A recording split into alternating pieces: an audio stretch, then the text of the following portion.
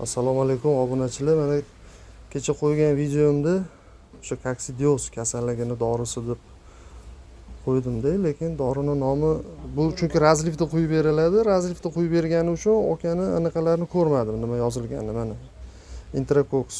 Hozir ko'pchilik kasal bo'layotganlarni o'sha diagnozi ko'pchilikda koksidioz bo'lyapti. Mana shundan olib qilsanglar, uni razlif ham quyib beradilar, chunki bu yerda 1 litrli olaman desanglar juda ham qimmat. Shu 50 mg, 20 mg, 10 mg quyib beradilar. Mana buni xullas 1 litr suvga 1 mg qo'shib berasizlar mana. Juda zo'r effekt beradi. O'sha yashil chiqishi, xirillashi, burun oqishi, ko'zidan suv ketishi. Hozircha bitta shu foyda qilyapti. Bundan oldin bir 5-6 xilini ishlatdim. Foyda qilmadi mana. Kecha ham ertalab ham Instagramda yozishibdi. Oka nima beryapsiz deb, mana shu narsa.